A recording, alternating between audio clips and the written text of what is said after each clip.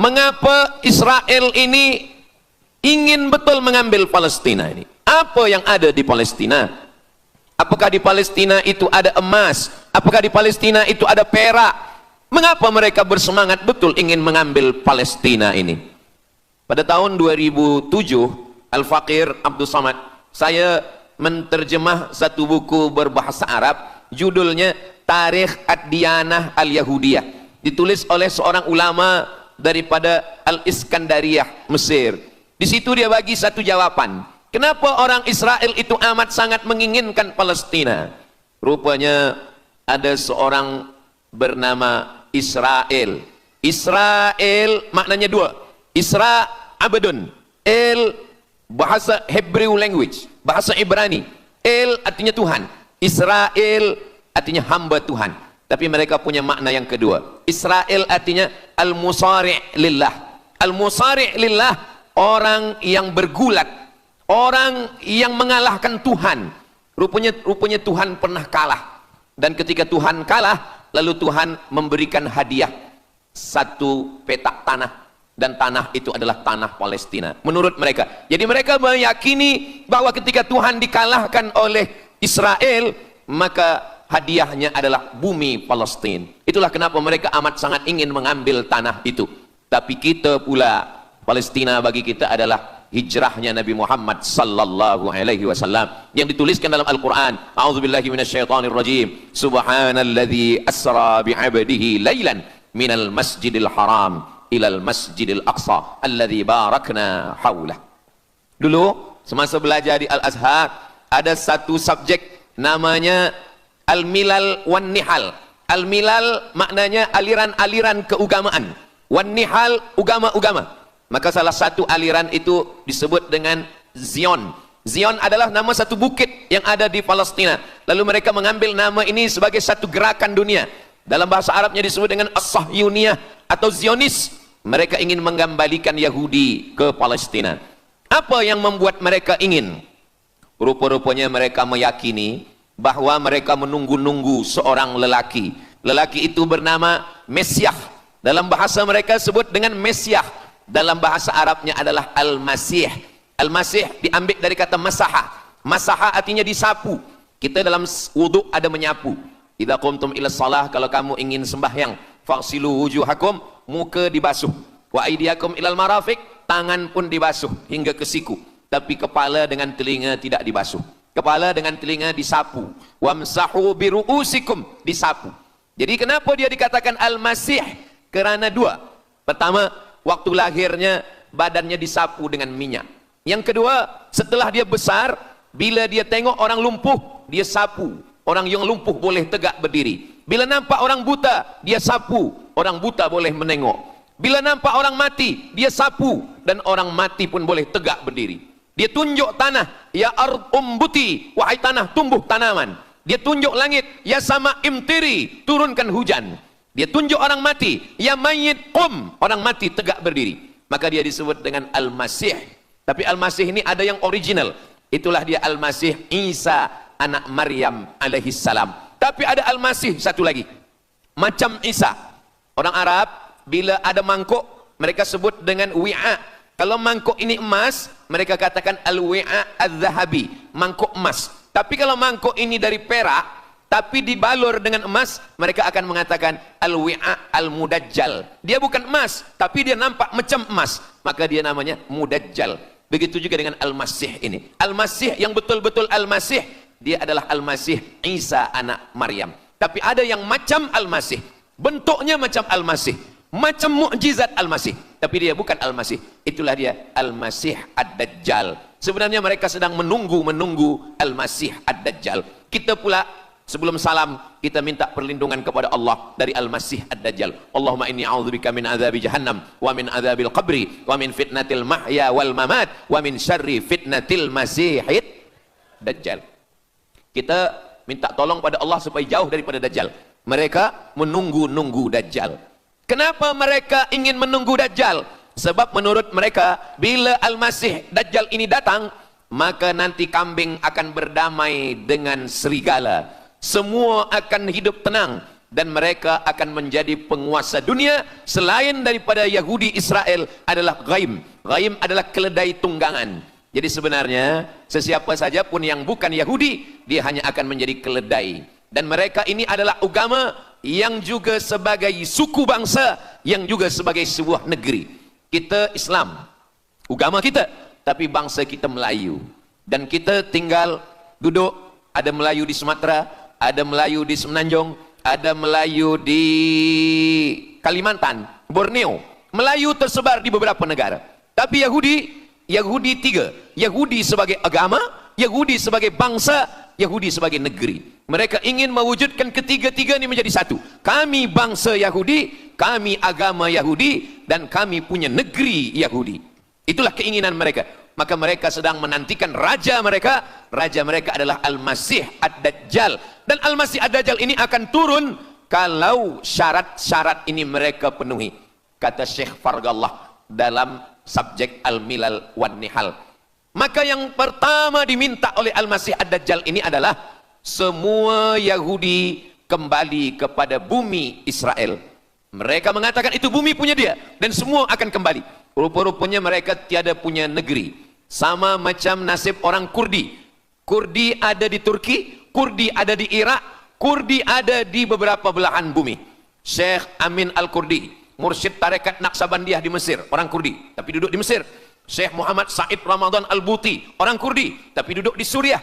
Salahuddin Al-Ayyubi, orang Kurdi, tapi dia raja di Mesir. Mereka pun di seluruh dunia ada, tapi mereka tak ada punya negeri. Maka mereka ingin mengambil Palestina, mereka ingin kembali ke negeri yang menurut mereka inilah adalah hadiah daripada Tuhan, kerana Tuhan kalah bertembung, bertarung dengan nenek moyang mereka bernama Israel menurut hikayat mereka. Yang ini semuanya adalah asatirul awalin, hanya dongeng-dongeng nenek moyang mereka zaman silam. Lalu kemudian datanglah Theodor Herzl menghadap kepada Sultan Abdul Hamid, Sultan Turki. Mereka ingin membayar dengan ratusan keping emas. Apa kata Sultan Abdul Hamid? Dulu Palestina itu diambil dengan darah dan nyawa, maka saya tidak akan memberikannya dengan emas. Lalu kemudian apa yang terjadi? Mereka menghalau Sultan Abdul Hamid dengan seorang lelaki bernama Mustafa Kemal Ataturk. Lalu kemudian hilanglah khilafah Islamiyah. Ketika khilafah Islamiyah tahun 1924 ini jatuh, hilang, tumbang, maka ketika itu umat Islam tidak lagi ada pelindung. Dan ketika itulah mereka mengambil Palestina.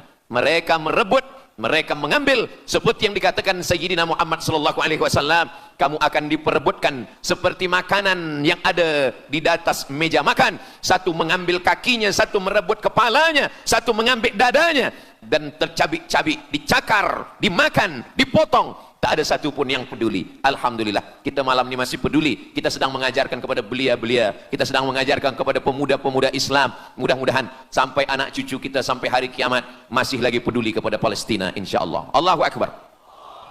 Semua Yahudi kembali ke Palestina. Maka sekarang mereka sudah berkumpul. Berapa jumlah mereka? 9 juta Yahudi sudah berada di Palestina. Itu syarat supaya Al-Masih itu turun. Sebab Al-Masih tidak mahu turun kalau Yahudi-Yahudi ini tidak kembali ke Palestina menurut mereka. Maka Yahudi dari Rusia kembali, Yahudi yang ada dari Amerika kembali semuanya. Dari mulai tahun 1946 sampailah hari ini 2025, tahun hadapan 2026, 80 tahun lamanya mereka sudah berkumpul menunggu kedatangan Al-Masih dengan cara berkumpul. Dan mereka yang datang ini hanya keturunan Yahudi dari puak ibunya saja. Yahudi ini tidak menerima dari puak ayah. Jadi kalau ada ayahnya Yahudi, emaknya tak Yahudi, dia tiada diterima. Sebab mereka guna dari puak ibu. Maka bila ibunya Yahudi, maka dia akan diterima. Ada satu Yahudi yang tidak diterima, Yahudi Falasha dari Afrika. Yahudi Falasha ini datang, mereka dari Ethiopia, mereka menyeberang ke Sudan, dari Sudan mereka masuk ke Mesir, dan mereka datang ke Palestina. Mereka pun nak masuk juga, tapi mereka tertolak. Sebab dia mengaku Yahudi, tapi kulit dia hitam. Saya tak tahu di tempat kita, tapi di tempat saya banyak juga Yahudi, namanya Yahudi pesek. Kulit dia hitam, hidung dia pesek, tapi otak dia Yahudi. Ini lebih berbahaya lagi. Mereka menyebarkan kebencian. Jadi sebenarnya Yahudi adalah makhluk yang paling unsuri, rasisme. Mereka tiada menerima selain daripada Yahudi. Siapapun yang datang ingin mengaku orang Yahudi, kalau ditengok nasabnya tidak sesuai daripada ibu, dia tidak akan diterima.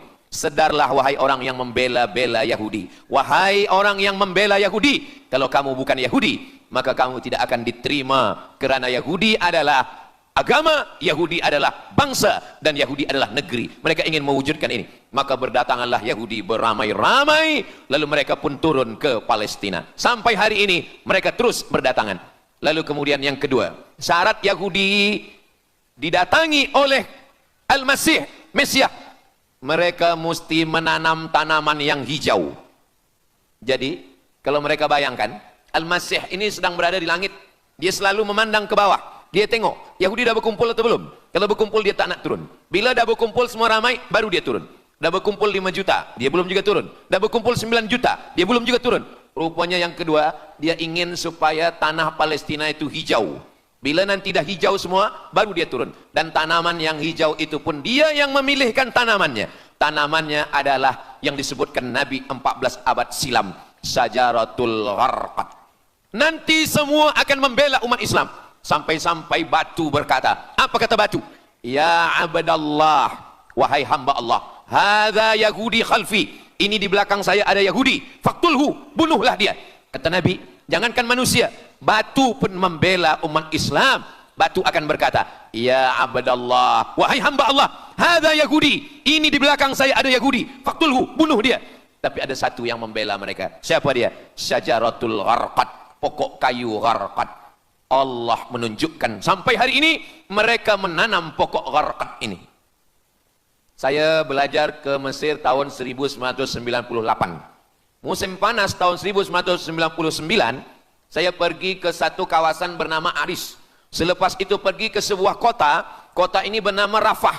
Rafah ini dibagi dua, setengah diambil oleh Yahudi, setengah lagi diambil oleh Mesir. Dari sempadan ini kita boleh menengok hijau. Lalu saya pun bertanya kepada ulama yang mendampingi kami, Tuan Syekh, itu pokok apa yang hijau? Kata Syekh, itulah pokok yang disebutkan Nabi Muhammad sallallahu alaihi wasallam. Pokok itu bernama Syajaratul Gharqad, dan mereka memang menanam pokok itu sekarang. Supaya apa? Supaya Al-Masih menengok dari atas, bila dia tengok dah hijau, dia pun akan turun menurut keyakinan Yahudi. Yahudi sudah berkumpul 9 juta orang. Pokok Gharqad sudah ditanam, sudah. Ada lagi. Apa dia? Mesti menghancurkan Babilonia. Babilonia adalah raja yang dulu menghancurkan kerajaan Yahudi. Nama rajanya Nebukadnezar. Nebukadnezar dari Babilonia menghancurkan kerajaan Yahudi.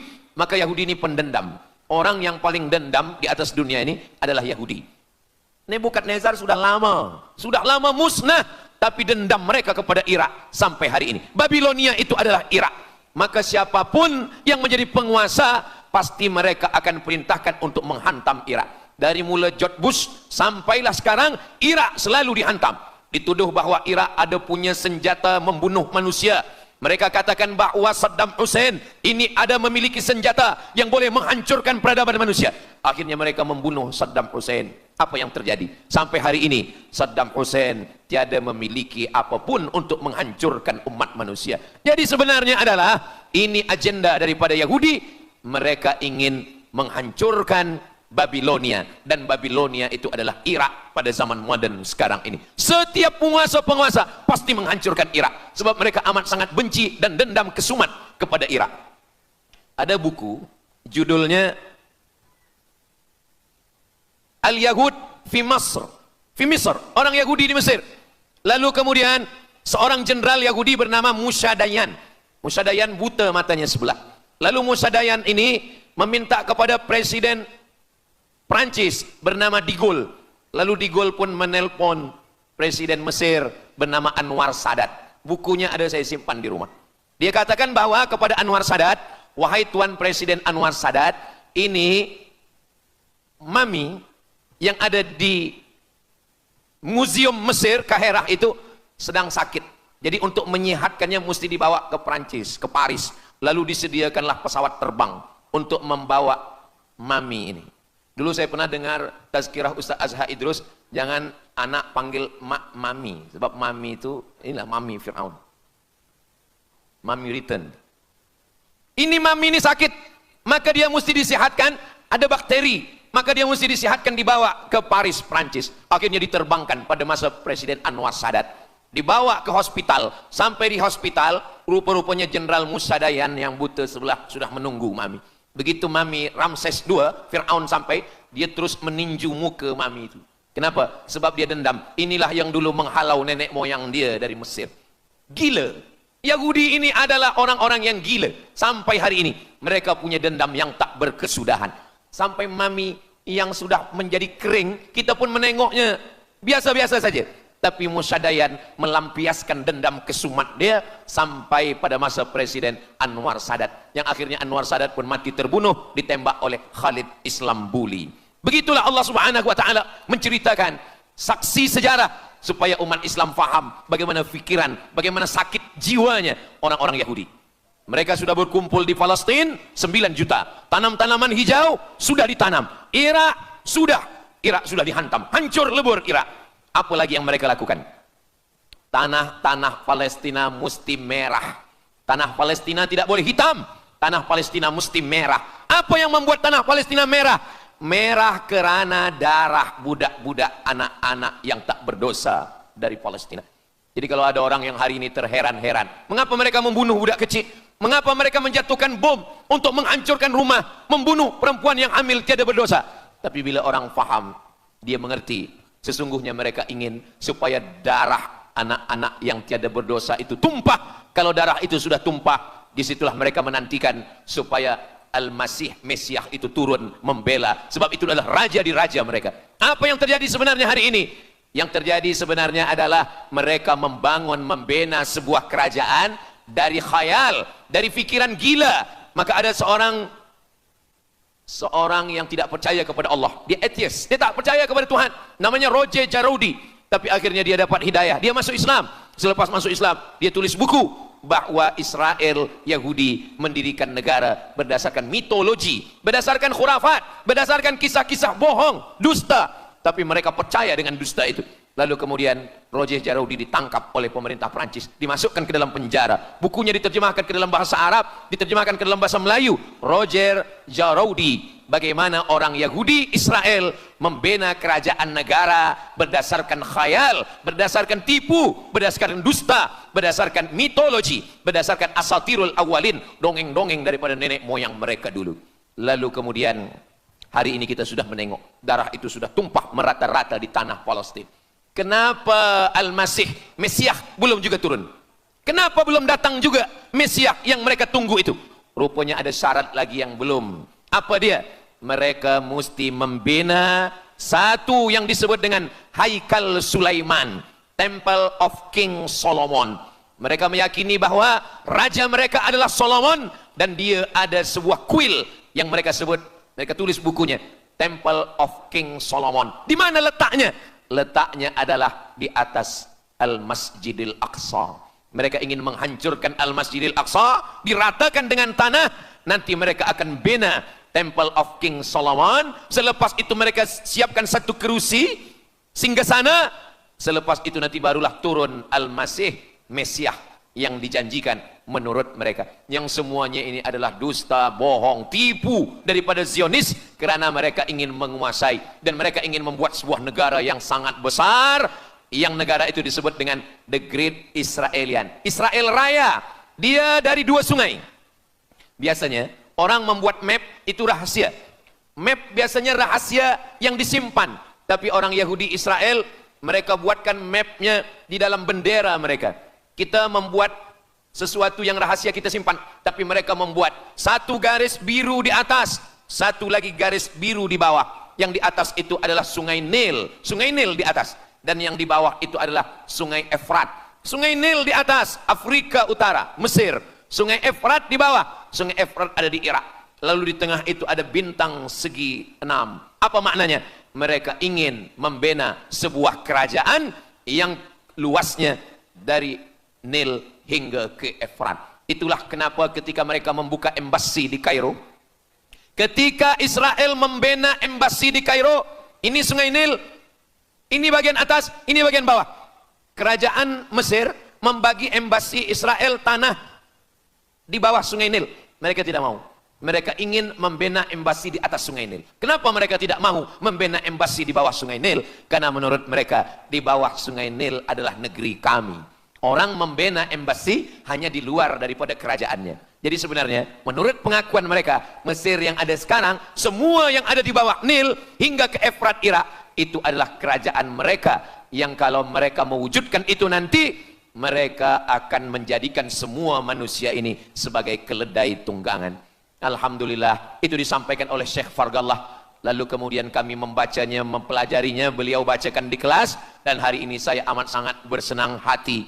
Tapi kita tetap susah hati dengan Palestina. Saya merasa senang hati sebab saya boleh menyampaikannya kepada para belia pemuda muslimin muslimat yang hadir malam ini. Macam mana suara saya, jelas tak jelas?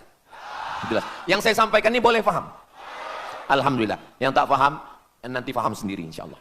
Begitulah Allah Subhanahu wa ta'ala. Saya dulu pernah berjumpa dengan Syekh Muhammad Jibril. Lalu kemudian saya tanya Syekh Muhammad Jibril, Syekh, kenapa Allah membinasakan kaum Ad, kaum Samud, kaum Madian? Wa ila Samuda akhahum Salihah, wa ila Madiana akhahum Syu'aiba, wa ila Adin akhahum Huda. Madian, Samud, Ad, semuanya musnah. Iram dzatil imad, Iram, hilang semuanya. Tapi kenapa Yahudi ini masih ada sekarang? Kenapa Allah tak musnahkan? Kata Syekh Muhammad Jibril, Allah Maha Kuasa untuk memusnahkan Yahudi, Israel. Senang saja bagi Allah. Innama amruhu idza arada syai'an ayyakula lahu kun fayakun. Yahudi Israel mati semua rata dengan tanah. Satu jeritan malaikat mati mereka semua. Allah goncangkan bumi, habis mereka ditelan bumi. Ya bunayya, wahai anakku, kalaulah Israel Yahudi ini mati, lalu kamu masuk surga dengan apa, kata dia. Sebenarnya Allah masih menyisakan Yahudi ini supaya kita berjuang. Sekarang ada umat Islam yang amat sangat lemah. Dia bukannya ikut berjuang, tapi melemahkan perjuangan orang. Bila ada umat Islam yang berkumpul beramai-ramai, solidariti tentang Palestin, dia berkata, katanya Allah Maha Kuasa, kenapa Allah tak binasakan? Dulu, arsalna alaihim tayran ababil, datang burung ababil, tarmihim bi'ijaratin min sijil. Mana ababil sekarang? Kenapa Allah tak kirimkan ababil? Saya pun pernah tanyakan ini kepada masyayikh, Syekh, kenapa Allah tak kirimkan ababil? Dulu ketika Abdul Muttalib memegang kunci Ka'bah, masa itu tak ada orang beriman. Abdul Muttalib bersendirian, lalu kemudian dia datang ke Ka'bah, dia letakkan kunci itu. Ya Allah, inna lihadzal baiti rabban yahmih. Saya sendiri seorang saja, saya tak sanggup untuk menolong Ka'bah. Inna lihadzal baiti rabban yahmih. Ka'bah ini ada pemiliknya, Ka'bah ini ada pelindungnya, Allah akan melindungi. Itulah mengapa Allah mengirimkan alam tara kaifa fa'ala rabbuka bi ashabil fil alam yaj'al kaidahum fi tadlil. Kenapa Allah kirimkan tayran ababil? Karena tidak ada orang beriman, hanya Abdul Muttalib sendiri. Tapi sekarang 2 miliar orang beriman yang bersyahadat asyhadu an la ilaha illallah wa asyhadu anna muhammadan rasulullah. Itulah kenapa Allah tidak mengirimkan tayran ababil. Itulah kenapa Allah tidak membuatkan goncangan. Itulah kenapa. Tapi sedikit banyak Allah mulai menurunkan pertolongannya. Kalau sudah datang pertolongan Allah Subhanahu wa taala, idza jaa nasrullah, kalau sudah datang pertolongan Allah, idza jaa nasrullah wal fath, kemenangan. Wa ra'aitan nasa yadkhuluna fi dinillahi afwaja. Insyaallah, alaysa subuhu biqarib. Subuh tak lama lagi. Pertolongan Allah pasti datang. Nasrum minallah wa fathun qarib. Hasbunallah wa ni'mal wakil. Ni'mal maula wa ni'man nasir. Wala haula wala quwata illa billahil aliyil azim. Kalau kita seorang cikgu, kalau kita seorang ulama, sampaikanlah kepada umat. Sebagai seorang ayah, sampaikan kepada anak. Sebagai seorang ahli keluarga, kita mesti ingatkan, buatkan baju dengan lambang, simbol, bendera penderitaan Palestina. Kalau kita menonton dengan keluarga di rumah, tontonkan bagaimana penderitaan anak-anak di Palestina. Saya di rumah ada gambar besar, gambar Palestina. Sehingga setiap kali tamu datang, kita bercerita, dia tanya, ini gambar apa nih Ustaz? Inilah gambar saudara kita yang sedang teraniaya di Palestina. Malam ini kita guna sorban, kita pakai sorban yang mengingatkan kita kepada Palestina. Apapun yang kita lakukan, jangan lupa menyampaikan khutbah Jumat, kunut nazilah, Allahumma ansuril Islam wal muslimina fi Palestin. Silahul mu'min, ad-du'a silahul mu'min. Kalau kita tiada senjata lagi, maka sesungguhnya doa man lam yahtam bi amril muslimin, siapa yang tak peduli kepada penderitaan saudaranya di Palestin, falaisa minhum, dia tidak diakui sebagai umat Nabi Muhammad sallallahu alaihi wasallam. Orang beriman bukan setakat sembahyang subuh, zuhur, asar, maghrib, isya. Orang beriman bukan setakat ditengok berapa kali dia ke Baitullah haji dan umrah, tapi orang beriman bagaimana perasaan dia kepada saudaranya. Maka kata Nabi SAW, la yu'minu ahadukum, kamu tidak beriman, kalaupun kamu beriman belum sempurna, hatta yuhibba li akhi, sampai engkau sayang kepada saudaramu. Ma yuhibbu li nafsih, sayang kepada saudara seperti sayang pada diri sendiri. Kalau anak saudara kita di Palestina teraniaya, kita lebih teraniaya. Kalau pipi kita dicubit sakit, begitu juga dengan saudara kita di Palestina. Kita memang hidup pada zaman yang susah, yang payah. Beruntunglah datuk nenek moyang kita 100 tahun yang lampau, mereka selamat dari fitnah ini. Tapi kita pun tak boleh mengutuk nasib. Mengapa saya hidup sekarang? Kenapa kami hidup tahun 1447 ini ya Allah? Tentu ada hikmahnya. Allah hidupkan kita hari ini. Kenapa saya tak hidup zaman Nabi? Kalau ada pemuda belia sekarang datang kepada Ustaz Abdul Somad, Ustaz Somad, kenapa saya tak hidup zaman Nabi? Kalau saya hidup zaman Nabi mungkin saya baik. Kamu yang komplain kepada Allah, kalau kamu hidup zaman Nabi mungkin tidak ikut Nabi, ikut Abu Lahab, ikut Abu Jahal. Kita dihidupkan Allah hari ini, kita masih bersama dengan guru kita, Al-Fadhil Ustaz Azhar Idrus. Kita masih bersama dengan orang-orang baik, orang mulia. Alaikum bil jamaah. Kata Nabi SAW, man syadza syadza finnar, jangan bersendirian, sendirian masuk neraka. Kita mesti berjamaah. Alhamdulillah, yang ada kuasa dengan kuasanya, yang ada fatwa dengan fatwanya, yang ada ilmu dengan ilmunya. Bagi penuntut-penuntut, pelajar-pelajar, tonton, buat video, buat apapun yang boleh kita buat, share, gambar, semuanya itu ada tanggung jawab kita di hadapan Allah Subhanahu wa taala. Kullukum ra'in, setiap kamu pemimpin, hadap ke Baitul Maqdis 17 hingga 18 bulan, sampai akhirnya pada bulan Sya'ban turun ayat qad nara taqalluba wajhika fis sama, kami menengok wajah engkau menghadap ke arah langit. Fawalli wajhaka syatral masjidil haram, hadapkanlah wajahmu ke arah Masjidil Haram. Lalu Nabi pun menghadap ke arah Masjidil Haram. Selepas itu sahabat datang beramai-ramai menjumpai Nabi Muhammad SAW. Ya Rasulullah, bagaimana saudara kami yang sembahyang, yang solat 16 bulan, 17 bulan, 18 bulan, dia menghadap ke Palestina, apakah solatnya diterima Allah? Turun ayat, wa ma kana Allahu liyudhi'a imanahum. Tafsirnya, wa ma kana Allahu liyudhi'a salatahum. Allah tidak menyia-nyiakan sembahyang mereka, Allah tidak menyia-nyiakan solat mereka. Sembahyang mereka yang dulu menghadap ke Baitul Maqdis diterima Allah atau tidak? Itu yang mereka cemaskan, itu yang mereka khawatirkan. Sembahyang yang 18 bulan itu yang mereka takutkan. Bagaimana kita sekarang? Bagaimana sembahyang saudara kita? Bagaimana puasa mereka? Bagaimana musim sejuk? Mereka sejuk. Bagaimana mereka tak boleh makan, tak boleh minum? Kalau kita sudah berbuat di luar kemampuan kita, kita tidak akan dituntut di hadapan Allah. La yukallifullahu nafsan illa wus'aha. Mudah-mudahan apa yang kita lakukan malam ini, kita bangkitkan semangat jamaah. Selemah-lemahnya adalah doa. Selemah-lemah kekuatan orang beriman adalah melafazkan doa kepada Allah supaya Allah memberikan pertolongan. Tak ada yang susah bagi Allah Subhanahu wa taala.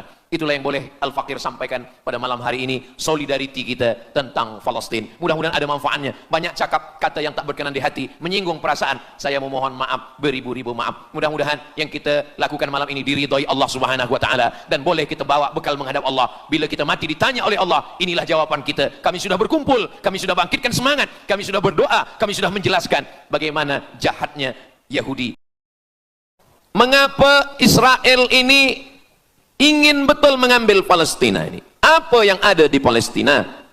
Apakah di Palestina itu ada emas? Apakah di Palestina itu ada perak? Mengapa mereka bersemangat betul ingin mengambil Palestina ini?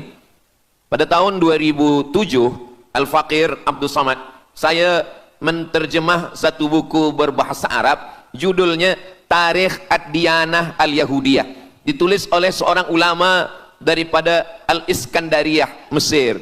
Di situ dia bagi satu jawaban. Kenapa orang Israel itu amat sangat menginginkan Palestina?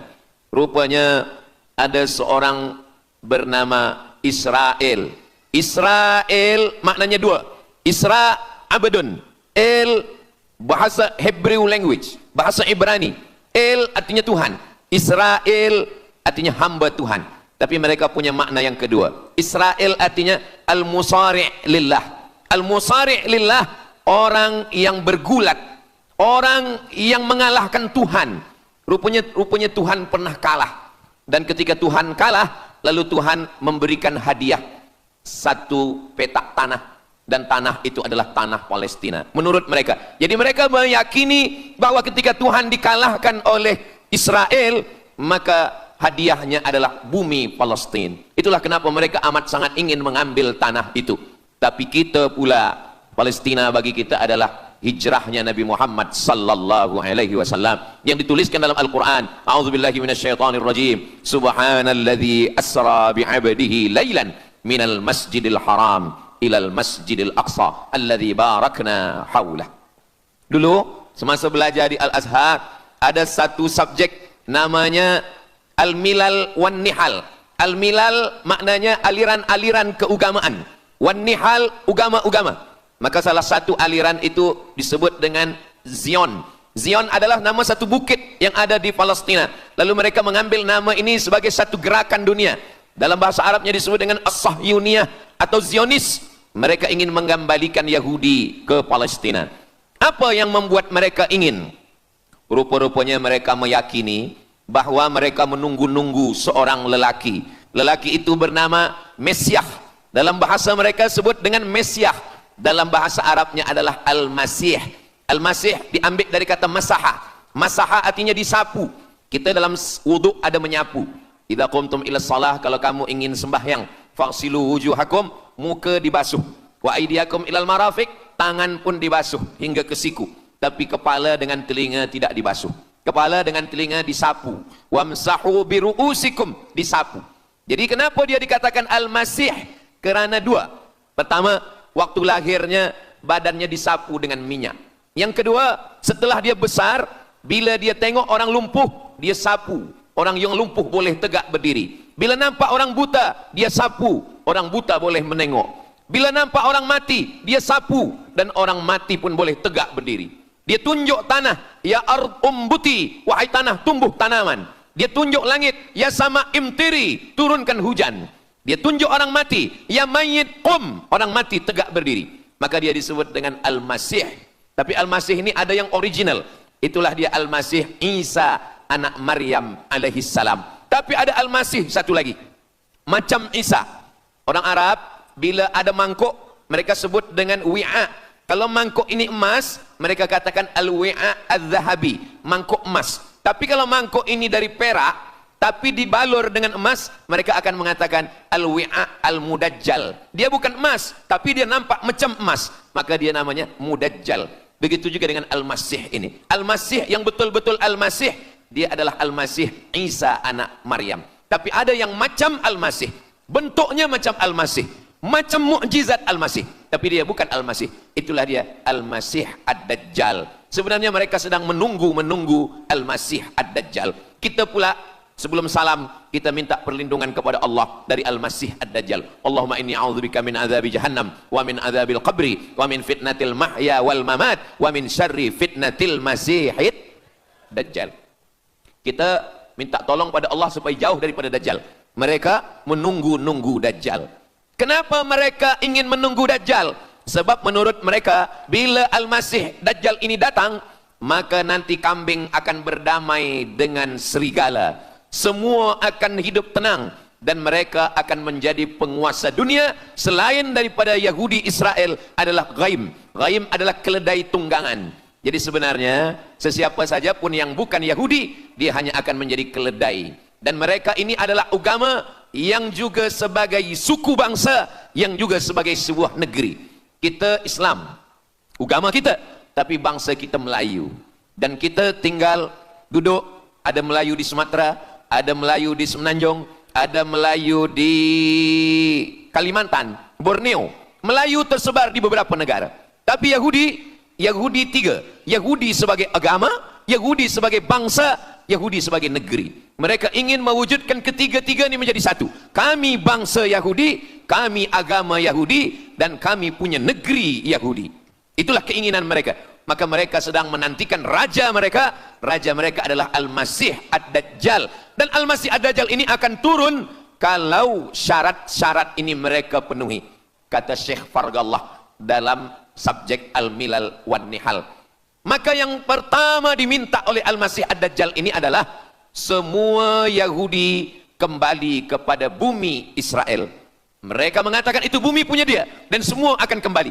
Rupa-rupanya mereka tiada punya negeri. Sama macam nasib orang Kurdi.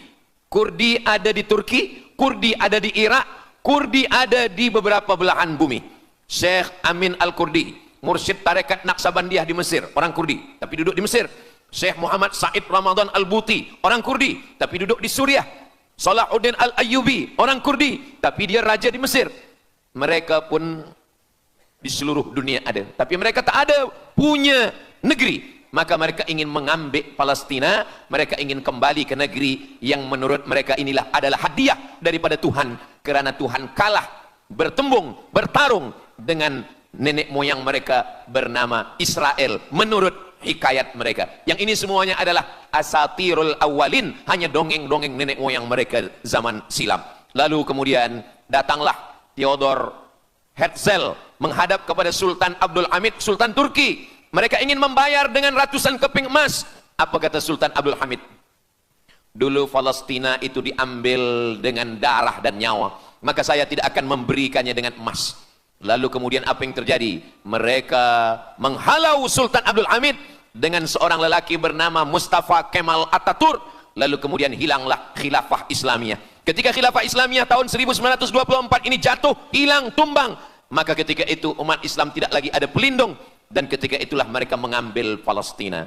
Mereka merebut, mereka mengambil, seperti yang dikatakan Sayyidina Muhammad sallallahu alaihi wasallam, kamu akan diperebutkan seperti makanan yang ada di atas meja makan. Satu mengambil kakinya, satu merebut kepalanya, satu mengambil dadanya, dan tercabik-cabik, dicakar, dimakan, dipotong. Tak ada satu pun yang peduli. Alhamdulillah, kita malam ini masih peduli. Kita sedang mengajarkan kepada belia-belia, kita sedang mengajarkan kepada pemuda-pemuda Islam.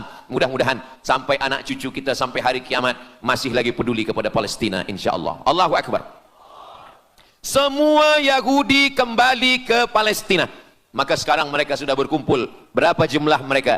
9 juta Yahudi sudah berada di Palestina. Itu syarat supaya Al-Masih itu turun. Sebab Al-Masih tidak mahu turun kalau Yahudi-Yahudi ini tidak kembali ke Palestina menurut mereka. Maka Yahudi dari Rusia kembali, Yahudi yang ada dari Amerika kembali semuanya. Dari mulai tahun 1946 sampailah hari ini 2025, tahun hadapan 2026, 80 tahun lamanya mereka sudah berkumpul menunggu kedatangan Al-Masih dengan cara berkumpul. Dan mereka yang datang ini hanya keturunan Yahudi dari puak ibunya saja. Yahudi ini tidak menerima dari puak ayah. Jadi kalau ada ayahnya Yahudi, emaknya tak Yahudi, dia tiada diterima. Sebab mereka guna dari puak ibu. Maka bila ibunya Yahudi, maka dia akan diterima. Ada satu Yahudi yang tidak diterima, Yahudi Falasha dari Afrika. Yahudi Falasha ini datang, mereka dari Ethiopia, mereka menyeberang ke Sudan, dari Sudan mereka masuk ke Mesir, dan mereka datang ke Palestina. Mereka pun nak masuk juga, tapi mereka tertolak. Sebab dia mengaku Yahudi, tapi kulit dia hitam. Saya tak tahu di tempat kita, tapi di tempat saya banyak juga Yahudi, namanya Yahudi pesek. Kulit dia hitam, hidung dia pesek, tapi otak dia Yahudi. Ini lebih berbahaya lagi. Mereka menyebarkan kebencian. Jadi sebenarnya Yahudi adalah makhluk yang paling unsuri, rasisme. Mereka tiada menerima selain daripada Yahudi. Siapapun yang datang ingin mengaku orang Yahudi, kalau ditengok nasabnya tidak sesuai daripada ibu, dia tidak akan diterima. Sedarlah wahai orang yang membela-bela Yahudi. Wahai orang yang membela Yahudi, kalau kamu bukan Yahudi, maka kamu tidak akan diterima, kerana Yahudi adalah agama, Yahudi adalah bangsa, dan Yahudi adalah negeri. Mereka ingin mewujudkan ini. Maka berdatanganlah Yahudi beramai-ramai, lalu mereka pun turun ke Palestina. Sampai hari ini mereka terus berdatangan. Lalu kemudian yang kedua, syarat Yahudi didatangi oleh Al-Masih, Mesias, mereka mesti menanam tanaman yang hijau. Jadi kalau mereka bayangkan, Al-Masih ini sedang berada di langit, dia selalu memandang ke bawah. Dia tengok, Yahudi dah berkumpul atau belum? Kalau berkumpul dia tak nak turun. Bila dah berkumpul semua ramai, baru dia turun. Dah berkumpul 5 juta, dia belum juga turun. Dah berkumpul 9 juta, dia belum juga turun. Rupanya yang kedua, dia ingin supaya tanah Palestina itu hijau. Bila nanti dah hijau semua, baru dia turun. Dan tanaman yang hijau itu pun dia yang memilihkan tanamannya. Tanamannya adalah yang disebutkan Nabi 14 abad silam, Syajaratul Gharqad. Nanti semua akan membela umat Islam. Sampai-sampai batu berkata, apa kata batu? Ya abdallah, wahai hamba Allah, hadza Yahudi khalfi, ini di belakang saya ada Yahudi, faktulhu, bunuhlah dia. Kata Nabi, jangankan manusia, batu pun membela umat Islam. Batu akan berkata, ya abdallah, wahai hamba Allah, hadza Yahudi, ini di belakang saya ada Yahudi, faktulhu, bunuh dia. Tapi ada satu yang membela mereka. Siapa dia? Syajaratul Gharqad, pokok kayu Gharqad. Allah menunjukkan sampai hari ini mereka menanam pokok Gharqad ini. Saya belajar ke Mesir tahun 1998. Musim panas tahun 1999, saya pergi ke satu kawasan bernama Aris. Selepas itu pergi ke sebuah kota, kota ini bernama Rafah. Rafah ini dibagi dua, setengah diambil oleh Yahudi, setengah lagi diambil oleh Mesir. Dari sempadan ini kita boleh menengok hijau. Lalu saya pun bertanya kepada ulama yang mendampingi kami, Tuan Syekh, itu pokok apa yang hijau? Kata Syekh, itulah pokok yang disebutkan Nabi Muhammad sallallahu alaihi wasallam. Pokok itu bernama Syajaratul Gharqad, dan mereka memang menanam pokok itu sekarang. Supaya apa? Supaya Al-Masih menengok dari atas, bila dia tengok dah hijau, dia pun akan turun menurut keyakinan Yahudi. Yahudi sudah berkumpul 9 juta orang. Pokok Gharqad sudah ditanam, sudah. Ada lagi, apa dia? Mesti menghancurkan Babilonia. Babilonia adalah raja yang dulu menghancurkan kerajaan Yahudi. Nama rajanya Nebukadnezar. Nebukadnezar dari Babilonia menghancurkan kerajaan Yahudi. Maka Yahudi ini pendendam. Orang yang paling dendam di atas dunia ini adalah Yahudi. Nebukadnezar sudah lama musnah, tapi dendam mereka kepada Irak sampai hari ini. Babilonia itu adalah Irak. Maka siapapun yang menjadi penguasa, pasti mereka akan perintahkan untuk menghantam Irak. Dari mula George Bush sampailah sekarang, Irak selalu dihantam. Dituduh bahwa Irak ada punya senjata membunuh manusia. Mereka katakan bahwa Saddam Hussein ini ada memiliki senjata yang boleh menghancurkan peradaban manusia. Akhirnya mereka membunuh Saddam Hussein. Apa yang terjadi? Sampai hari ini Saddam Hussein tiada memiliki apapun untuk menghancurkan umat manusia. Jadi sebenarnya adalah ini agenda daripada Yahudi. Mereka ingin menghancurkan Babilonia, dan Babilonia itu adalah Irak pada zaman modern sekarang ini. Setiap penguasa-penguasa pasti menghancurkan Irak, sebab mereka amat sangat benci dan dendam kesumat kepada Irak. Ada buku judulnya Al-Yahud fi Masr, orang Yahudi di Mesir. Lalu kemudian seorang jenderal Yahudi bernama Musa Dayan. Musa Dayan buta matanya sebelah. Lalu Musa Dayan ini meminta kepada Presiden Prancis bernama De Gaulle. Lalu De Gaulle pun menelpon Presiden Mesir bernama Anwar Sadat. Bukunya ada, saya simpan di rumah. Dia katakan bahwa kepada Anwar Sadat, wahai Tuan Presiden Anwar Sadat, ini mami yang ada di Museum Mesir Kaherah itu sedang sakit. Jadi untuk menyehatkannya mesti dibawa ke Prancis, ke Paris. Lalu disediakanlah pesawat terbang untuk membawa mami ini. Dulu saya pernah dengar tazkirah Ustaz Azhar Idrus, jangan anak panggil mami, sebab mami itu inilah mami Fir'aun. Mami return. Ini mami ini sakit, maka dia mesti disehatkan, ada bakteri, maka dia mesti disehatkan, dibawa ke Paris, Prancis. Akhirnya diterbangkan pada masa Presiden Anwar Sadat. Dibawa ke hospital, sampai di hospital, rupa-rupanya Jenderal Musa Dayan yang buta sebelah sudah menunggu mami. Begitu mami Ramses II, Fir'aun sampai, dia terus meninju muka mami itu. Kenapa? Sebab dia dendam. Inilah yang dulu menghalau nenek moyang dia dari Mesir. Gila. Yahudi ini adalah orang-orang yang gila. Sampai hari ini, mereka punya dendam yang tak berkesudahan. Sampai mami yang sudah menjadi kering, kita pun menengoknya biasa-biasa saja. Tapi Musa Dayan melampiaskan dendam kesumat dia sampai pada masa Presiden Anwar Sadat, yang akhirnya Anwar Sadat pun mati terbunuh ditembak oleh Khalid Islambuli. Begitulah Allah Subhanahu wa taala menceritakan saksi sejarah supaya umat Islam faham bagaimana fikiran, bagaimana sakit jiwanya orang-orang Yahudi.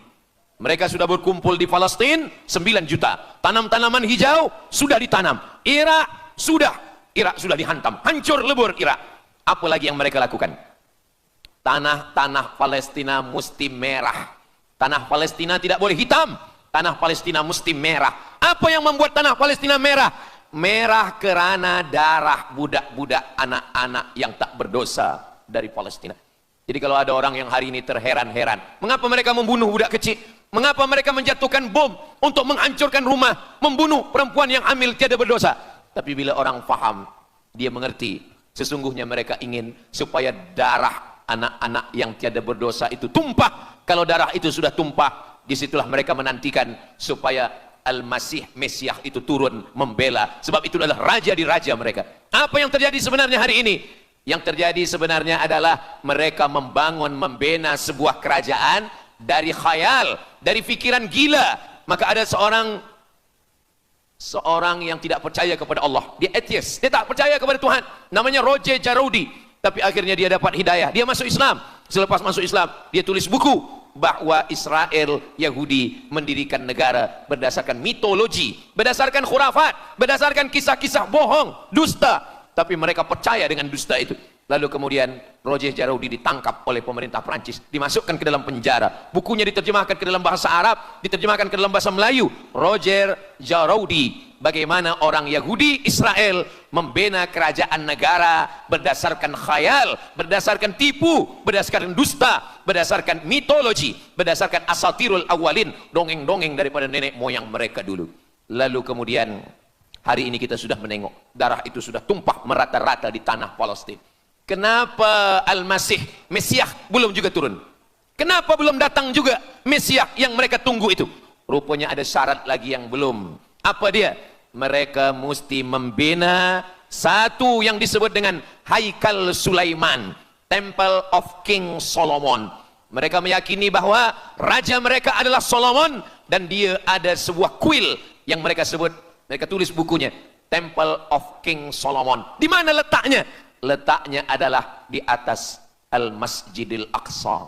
Mereka ingin menghancurkan Al-Masjidil Aqsa, diratakan dengan tanah.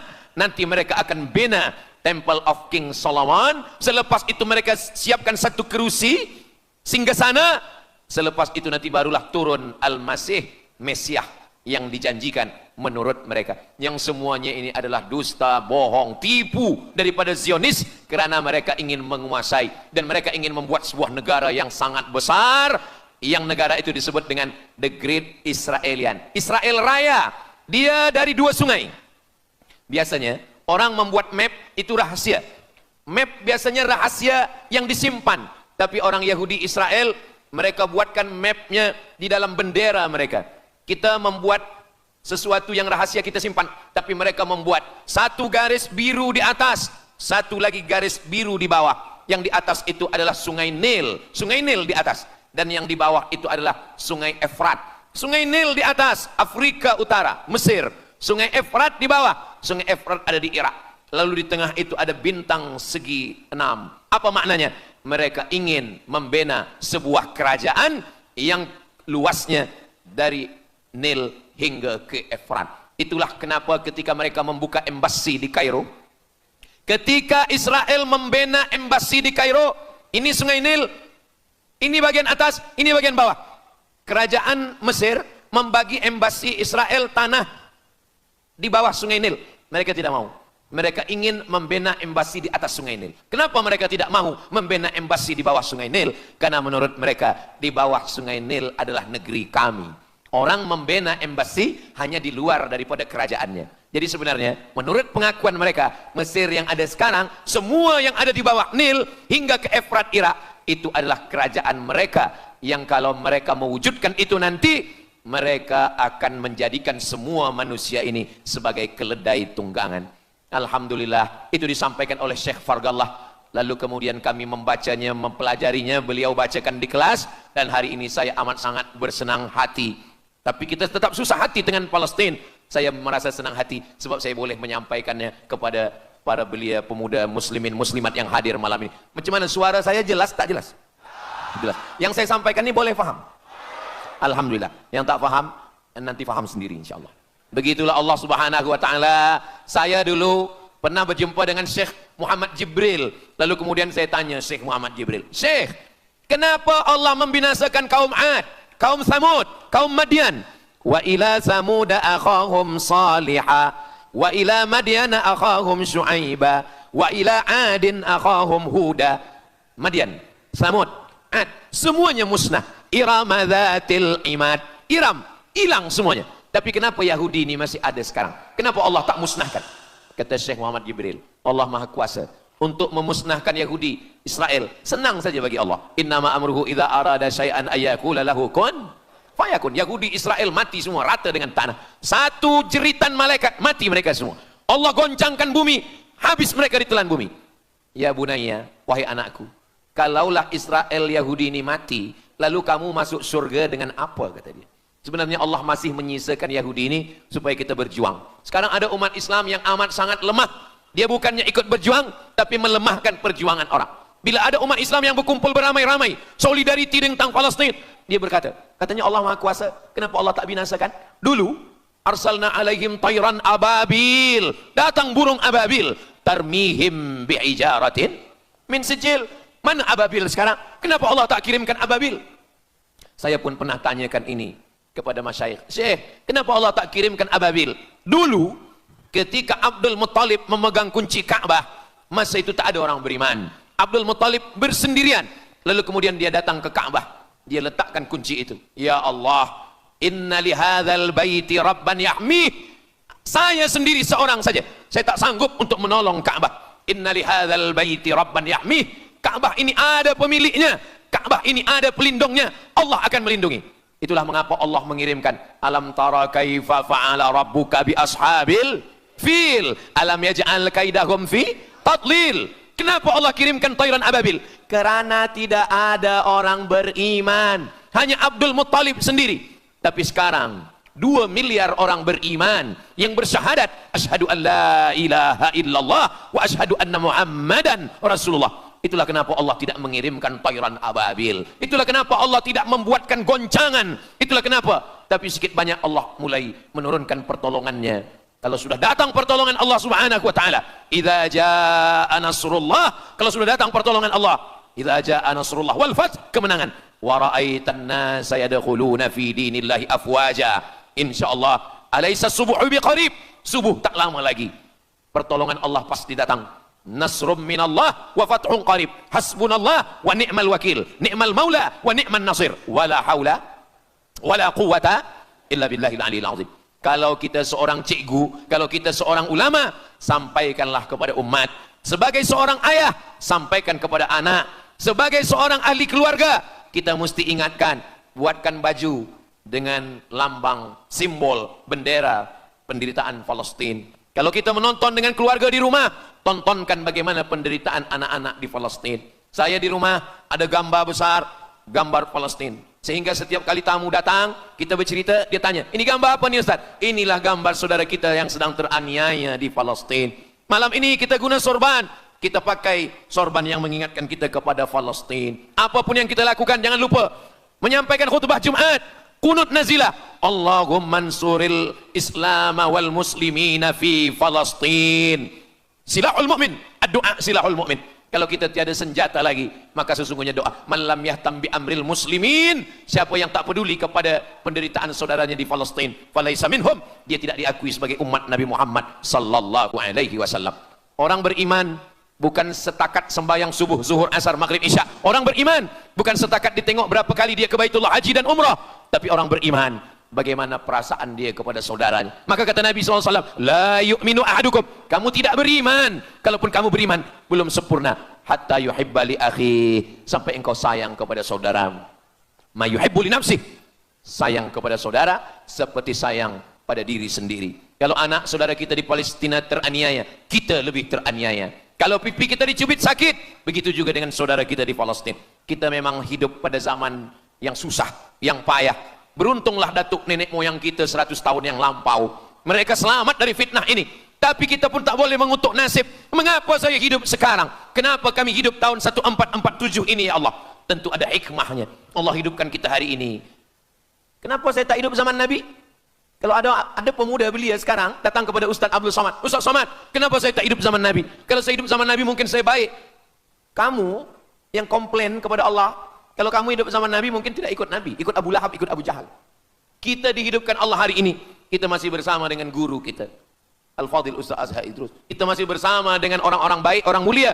Alaikum bil jamaah. Kata Nabi SAW, man syadza syadza finnar. Jangan bersendirian, sendirian masuk neraka. Kita mesti berjamaah. Alhamdulillah, yang ada kuasa dengan kuasanya, yang ada fatwa dengan fatwanya, yang ada ilmu dengan ilmunya. Bagi penuntut-penuntut, pelajar-pelajar, tonton, buat video, buat apapun yang boleh kita buat, share, gambar, semuanya itu ada tanggung jawab kita di hadapan Allah Subhanahu wa taala. Kullukum ra'in, setiap kamu pemimpin, hadap ke Baitul Maqdis 17 hingga 18 bulan. Sampai akhirnya pada bulan Sya'ban turun ayat, qad nara taqalluba wajhika fis sama', kami menengok wajah engkau menghadap ke arah langit. Fawalli wajhaka syatral Masjidil Haram. Hadapkanlah wajahmu ke arah Masjidil Haram. Lalu Nabi pun menghadap ke arah Masjidil Haram. Selepas itu sahabat datang beramai-ramai menjumpai Nabi Muhammad SAW. Ya Rasulullah, bagaimana saudara kami yang sembahyang, yang sholat 16 bulan, 17 bulan, 18 bulan, dia menghadap ke Palestina. Apakah sholatnya diterima Allah? Turun ayat, wa ma kana Allahu liyudhi'a imanahum. Tafsirnya, wa ma kana Allahu liyudhi'a sholatahum. Allah tidak menyia-nyiakan sembahyang mereka. Allah tidak menyia-nyiakan sholat mereka. Sembahyang mereka yang dulu menghadap ke Baitul Maqdis diterima Allah atau tidak, itu yang mereka cemaskan, itu yang mereka khawatirkan. Sembahyang yang 18 bulan itu yang mereka takutkan. Bagaimana kita sekarang? Bagaimana sembahyang saudara kita? Bagaimana puasa mereka? Bagaimana musim sejuk? Mereka sejuk. Bagaimana mereka tak boleh makan, tak boleh minum? Kalau kita sudah berbuat di luar kemampuan kita, kita tidak akan dituntut di hadapan Allah. La yukallifullahu nafsan illa wus'aha. Mudah-mudahan apa yang kita lakukan malam ini, kita bangkitkan semangat jamaah. Selemah-lemahnya adalah doa. Selemah-lemah kekuatan orang beriman adalah melafazkan doa kepada Allah supaya Allah memberikan pertolongan. Tak ada yang susah bagi Allah Subhanahu wa taala. Itulah yang boleh Al-Fakir sampaikan pada malam hari ini, solidariti kita tentang Palestina. Mudah-mudahan ada manfaatnya. Banyak cakap kata yang tak berkenan di hati, menyinggung perasaan. Saya memohon maaf, beribu-ribu maaf. Mudah-mudahan yang kita lakukan malam ini diridhoi Allah Subhanahu wa taala dan boleh kita bawa bekal menghadap Allah. Bila kita mati ditanya oleh Allah, inilah jawaban kita. Kami sudah berkumpul, kami sudah bangkitkan semangat, kami sudah berdoa, kami sudah menjelaskan bagaimana jahatnya Yahudi di Palestina. Wailun, celaka. Wailun, nama neraka. Likulli humazatil lumazah. Celakalah orang yang suka mengejek-ejek. Kenapa tiba-tiba ayat ini yang Ustadz pilih? Saya udah diejek orang berapa hari ini. Itulah ayat yang saya pilih. Daripada saya mencaci maki di internet, bagus saya bawa ke pengajian.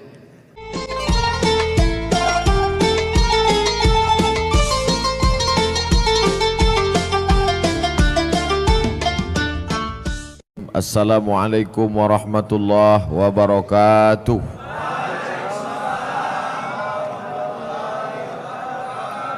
Sama-sama kita bersyukur kepada Allah karena malam ini kita diberikan nikmat istiqamah iman dan Islam dengan mengucapkan Alhamdulillahi Rabbil Alamin.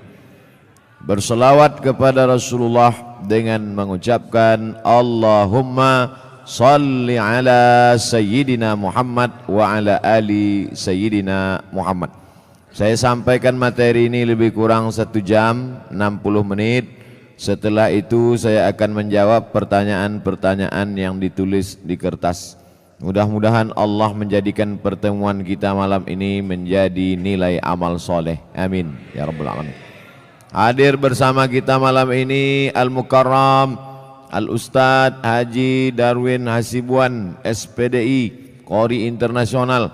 Kemudian para alim ulama, tuan-tuan guru, ustadz-ustadz tak dapat saya sebutkan satu persatu. Ketua beserta seluruh pengurus masjid, yang besar tak dihimbau gelar, yang kecil tak disebut nama. InsyaAllah kita semuanya mendapatkan pahala jihad fi sabilillah. Amin ya rabbal alamin. Bagi yang di luar mohon maaf, tak usah tengok ke dalam ini, tengok aja layar-layar. Tak ada layar, tengoklah ke sini sikit-sikit. Kami rasanya dari dalam ini menengok keluar macam menengok akuarium.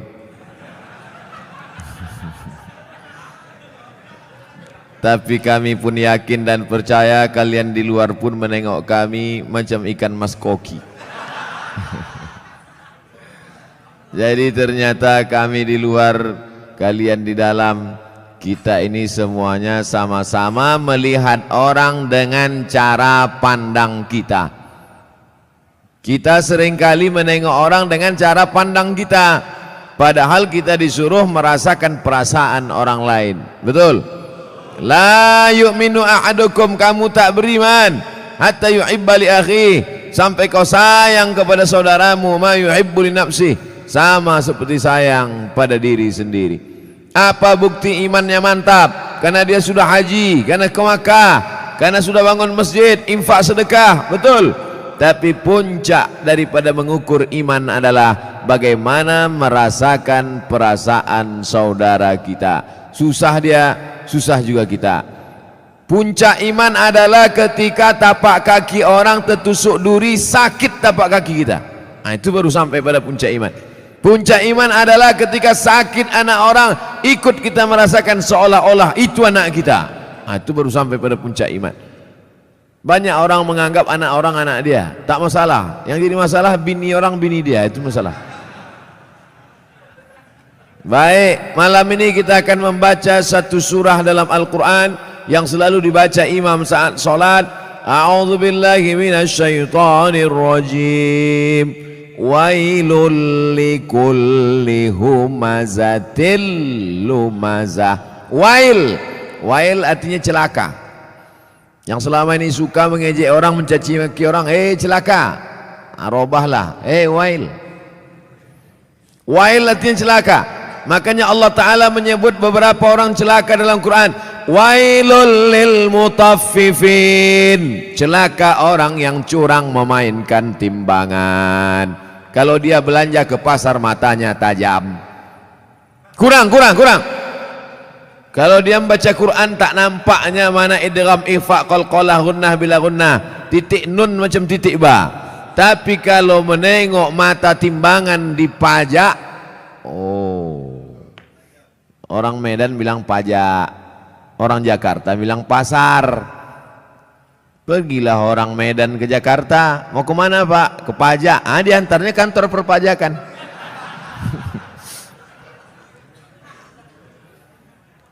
Wailul lil mutaffifin, celaka orang yang main-main timbangan. Hati-hati tukang timbang pokok sawit, tukang timbang buah sawit. Asal ditimbang 50 kilo, tandan besar 50 kilo, tandan kecil 50 kilo. Kenapa begini? Rupanya memang udah di setel timbangan tuh, mau besar mau kecil 50 kilo. Ada gunanya sembahyang, puasa, sholatmu melayang karena zolim memainkan timbangan. Tak ada gunanya pengajian malam ini. Bukti pengajian malam ini berhasil bukan karena layarnya banyak di luar, bukan. Bukti pengajian malam ini berhasil apa? Besok pagi yang berjualan berdagang di pasar, luruskan balik timbangan. Siap? Tak semuanya siap kata dia. Tengok besok lah Pak Ustaz. Ditimbang di pasar, betul. Dibawa ke rumah, rupanya 7,5 on, 1/4 kilo hilang. 5 orang belanja, 1,5 kilo 2,5 on, sudah kau makan harta orang dengan cara batil. Patutlah pagi petang siang malam berdoa, doamu tak dikabulkan Allah Subhanahu wa taala. Kenapa? Makan haram. Ustadz nyinggung pedagang aja, singgunglah PNS. Payah kita nyurus akte kelahiran nanti. Maksudnya yang PNS masuk, yang lain-lain masuk juga. Rasakan aja lah sendiri. Jangan mentang-mentang ku bilang timbangan hanya pedagang saja yang kena. Betul? Nah, wailul lil musallin. Kita baru membahas masalah wail. Ayat yang kita bahas wailul likulli humazatil lumazah, tapi digunakan kata wailul lil mutaffifin, celaka orang yang main timbangan. Wailul lil musallin, celaka orang yang sholat celaka. Itu maka banyak orang tak sholat sekarang. Kau kenapa tak sholat? Fawailul lil musallin, celaka orang yang sholat. Orang dulu kalau tak sholat aja. Orang sekarang ini sudah tak sholat pakai dalil pula. Hebat orang sekarang nih. Otak-otak sungsang semua. Kau kenapa tak sholat? Kenapa tak sembahyang? Fawailul lil musallin. Celaka orang yang sholat. Na'udzubillah. Itulah kadang berbunyi HP orang, kita sangka HP orang, rupanya HP kita. Udah mau marah saya tadi. Kenapa masuk masjid hidup HP? Siapa yang hidup HP? Rupanya HP kita. La ilaha illallah Muhammad Rasulullah. Fawailul lil HP. Celakalah orang yang HP-nya menyala. Fawailul lil musallin. Celaka orang yang sholat. Wailul lil mutaffifin. Celaka orang yang curang timbangan. Wailul likulli humazatil lumazah. Celaka. Makna pertama wail, celaka. Makna yang kedua wail, neraka. Ada satu neraka namanya neraka wail. Dua-dua ini apakah dibenturkan maknanya? Tidak. Yang mengatakan celaka orang yang main timbangan, celaka orang yang sholat karena tak khusyuk, main-main pikirannya, celaka orang wailul likulli humazatil lumazah. Betul maknanya, tak salah. Yang mengatakan neraka wail bagi orang yang curang timbangan, neraka wail bagi orang yang sholat tapi pikirannya tak khusyuk, neraka wail likulli humazatil lumazah, juga tak salah. Jadi kalau begitu makna wail dua. Yang pertama celaka, yang kedua artinya nama neraka. Oh, neraka itu ada nama-namanya Pak Ustaz? Ada nama neraka itu sakor. Masalakakum fi sakor. Mengapa kalian masuk neraka sakor? Apa kata penghuninya? Lam naku minal musallin. Kami tak solat. Walam naku nut'imul miskin. Kami tak mengasih makan orang miskin. Jadi namanya pun macam-macam. Banyak pertanyaan.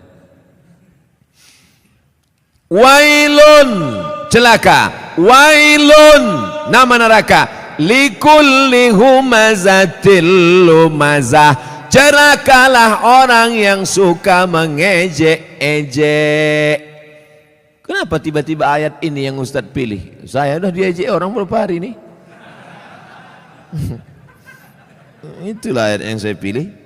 Daripada saya mencaci maki di internet, bagus saya bawa ke pengajian. Wailul likulli humazatil lumazah. Celaka orang yang suka mengejek. Celaka neraka wail bagi mereka yang suka. Likulli, semuanya, tak ada terkecuali. Humazah, lumazah. Apa beda humazah dengan lumazah? Humazah mengejek dengan mulut, lumazah mengejek dengan perbuatan. Begitu dalam kitab tafsir. Humazah bil lisan, lumazah bil fi'li, dengan perbuatan. Jadi kalau ada orang ngejek pakai WhatsApp, humazah apa lumazah?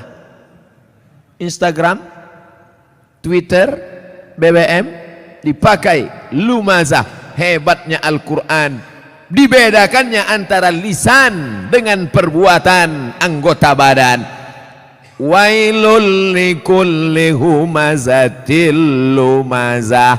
Celaka dan nerakalah bagi orang yang mengolok mengejek orang lain dengan lisan lidah maupun dengan tangan anggota badan. Ada orang mulutnya diam tapi perbuatannya luar biasa. Ada orang tak buat apa-apa tapi lidahnya luar biasa. Ada orang mulutnya diam, tangannya tak berbuat, no action, hatinya saja. Yang hati dimaafkan Allah selama tidak diperturutkan. La yukallifullahu nafsan illa. Kenapa orang mengejek? Karena tidak klarifikasi. Kenapa orang mengejek? Karena tidak tabayyun. In ja'akum fasiqum binaba'in. Kalau datang orang membawa berita, fatabayyanu, klarifikasi. Alhamdulillah masalah ini sudah saya klarifikasi. Bapak Ibu sudah tengok klarifikasinya? Belilah paket. Inilah, diupdate lah. HP-HP yang macet-macet tuh dilem aja. campakkan ke sungai. Saudaraku yang dimuliakan Allah Subhanahu wa taala, kira-kira penjelasan saya itu sudah jelas? Jelas insyaallah. Siapa yang tak jelas betungkik telinganya. Nanti yang mengupload nih di internet, kalian buatlah terjemah di situ. Tungki adalah telinga benanah. Banyak orang yang tak paham itu. Wailul likulli humazatil lumazah.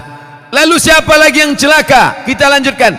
Allazi jama'a malau wa'addadah. Saya sebetulnya mau nunjukkan aja, kira-kira masih jauh dari Kori internasional. Tapi sikit-sikit jadilah kan. Apalagi perbuatan orang ini, lidahnya mengejek, tangannya mengejek, perbuatannya mencela. Ada lagi perbuatan yang paling mengerikan. Jama'a, mengumpul, malau, harta, wa'ad, dadah, menghitung. Kerjanya dua aja, ngitung, ngumpul, ngitung, ngumpul, ngitung, ngumpul, ngitung, batuk, mati. Yang ada di otaknya duit, duit, duit, duit. Sampai sembahyang zuhur pun 5 rakaat. Allahu Akbar. At-tahiyatul barakatuh. Berapa harga karet sekarang? Ini lautan. Allazi jama'a malau wa'addada. Ngumpul ngitung, ngumpul ngitung, ngumpul ngitung. Ada kenikmatan sendiri menghitung-hitung harta itu. Tanah di sana sekian hektar, yang di sini hektar. Tahu kau tanah yang itu luasnya? Tahu, tahu. Punya siapa? Punya orang. Na'udzubillah. Tapi saya yakin jamaah masjid Darul Haq, dar rumah, hak benar. Darul Haq, rumah kebenaran. Di sini rumah kebenaran. Lain dari sini salah. Siapa yang mau cari kebenaran datang ke Darul Haq. Betul? Lain nama masjid nih.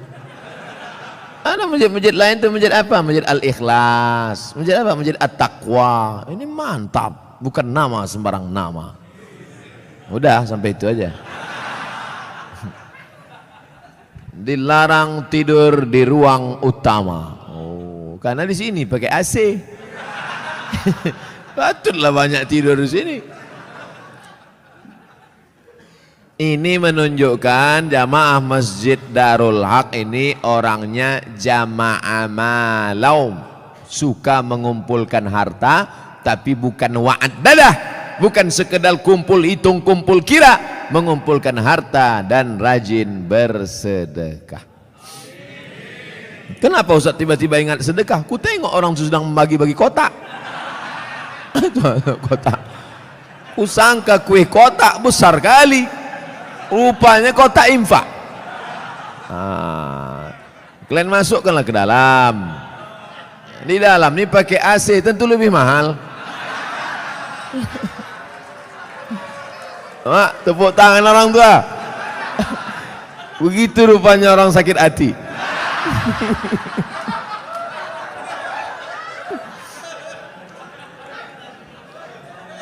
Artinya kata orang tuh, kami di luar panas, duit-duit receh nggak apa-apalah kata dia. Tak apa-apa, kalian sedekah pakai duit kerincing pun masuk surga insyaallah. Cuman agak lama lah sikit. Dikumpul harta pergi pagi pulang petang, masuk ruko keluar toko, dikumpul duit, kumpul kumpul kumpul kumpul, mati. Bisa dibawa mati? Tak bisa. Bapak yang malam ini di dompetnya ada 500.000, masuk ke kotak ini 100.000, yang dibawa mati yang 100-nya apa yang 400? Yang dibawa mati yang 100.000 ini apa yang 400? Yang 100. Sekarang saya mau tanya, yang mau dibawa mati yang banyak apa yang sikit? Masukkan yang banyak tuh. Begitu cara menjebak jamaah nih. Disimpan, disimpan. Bapak Ibu kalau ada tetangga kawan jamaah Masjid Darul Haq yang pelit, bin kikir, bin bakhil, bin medit, bin kedekut. Panggillah dia. Ada satu ayat kata Ustaz Somad untuk kau, sengaja diturunkan Allah untuk kau aja. Hebat itu. Aku tak datang pula kemarin di Masjid Darul Haq itu. Apa nama ayatnya? Ini dia. Jama'a malau wa'addadah. Mengumpul harta dan menghitung, ngumpul-ngitung mati. Lama hidup banyak dirasa, jauh berjalan banyak ditengok. Lama pengajian banyak jumpa orang-orang kaya yang pelit. Akhirnya kemana Pak Haji Pulan kemarin yang pelit minta ampun tuh? Mati Pak Ustadz. Rumahnya yang 2 lantai itu kemana? Udah dijual Pak Ustadz. Bininya udah diambil berondong.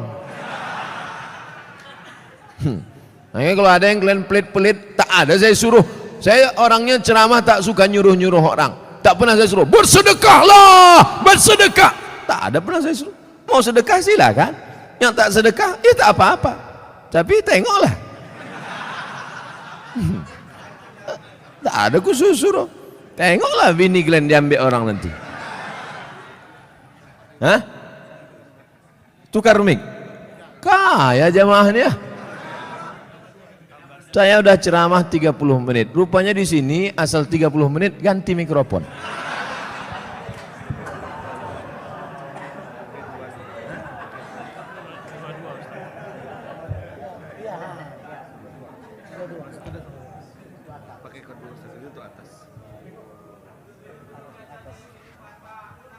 Tes. Tak berbunyi pula. Macam-macam DJ kurasa.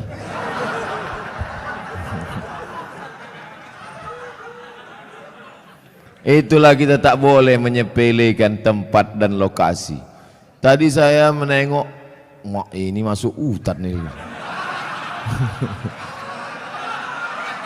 Tapi rupanya masjidnya pakai AC. Mikrofonnya mantap. Maukah Bapak Ibu memaafkan silap salah dosa saya? Tak mau, tak apa-apa. Saudaraku yang dimuliakan Allah Subhanahu wa taala, jama'a malau addadah, mengumpulkan harta, menghitung, dikumpul, dihitung sampai akhirnya mati. Mana yang dibawa mati? Bisa mobil bawa mati? Siapa bilang mobil tak bisa bawa mati? Bapak yang punya mobil 2 mau dibawa 1 mati bisa. Bawa mobil carry itu ke Masjid Darul Haq, buat di situ ambulan membawa jenazah gratis. Siapa yang mau naik mobil itu syaratnya 1, mati. Kira-kira bisa tak mobil itu dibawa mati? Bisa. Meninggal bapak, pahalanya mengalir. Ini dipajang mobil sampai 2-3, tinggal rumah. Bisa rumah dibawa mati. Koslet ini hampir kesetrum bibir saya.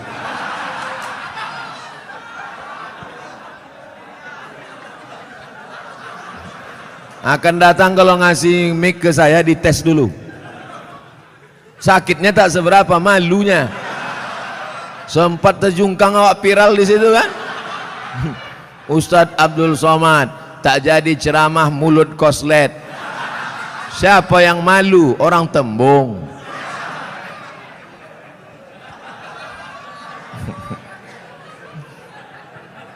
Bapak Ibu yang dimuliakan Allah Subhanahu wa taala, apa yang bisa dibawa mati? Rumah dibangun besar, tinggal.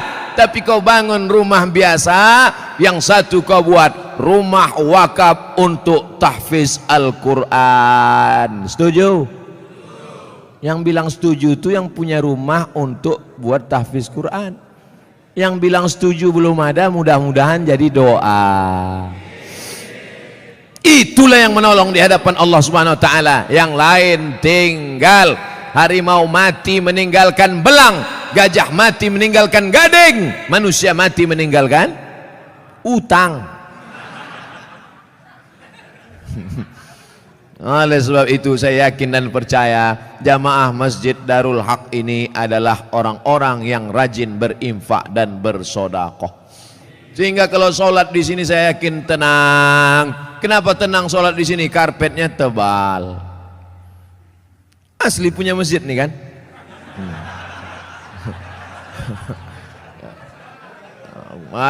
Kadang ada jamaah nih saking memuliakan ustadz dipinjam karpet sampai dibuat situ, balikkan tanggal sekian. AC ada, dingin. Kadang pernah saya ceramah di masjid AC banyak, kepanasan, rupanya mati. Tapi di sini tidak, terasa dingin. Kalau Bapak agak terasa hangat, maklum. Ini kita ini sekarang sudah over capacity, gak sesuai lagi ini. Makanya jamaah itu di luar menengok kita ini macam ikan mas koki kehabisan mati lampu. Jamnya pula lengkap. Ada jam zuhur, jam asar, jam maghrib, jam isya, jam imsak, dan jam syuruk. Lengkap semua, cantik. Balihonya pun mantap. Tabligh akbar bersama Abdul Somad LCMA. Ada gambar saya, tertutup pula. Rasa-rasanya tak ada kurang. Lengkap sudah semua. Bagaimana supaya harum semerbak, jamaah tenang sholat, dipasang harum-haruman. Maka harum, rasa bau-bau bunga melati rasanya. Masya Allah. Jam ada, itu jam itu penting. Apa guna jam itu dipasang? Supaya yang khutbah jangan sur dia, jadi bawakannya. Tengoknya 20 menit selesai. Ini khutbah ini berapi-api dia. Jamaah, hari ini Palestina masih terjajah. Orang udah mau balik kerja, mak lama kali ya katanya. Tobat aku sembahyang di sini katanya. Nampaknya simple, sederhana. Mulai jam dinding, AC, kipas angin, karpet, lampu terang benderang. Tapi itu semuanya demi kenyamanan orang di masjid. Tapi jangan sampai terlalu nyaman sampai tertidur di masjid.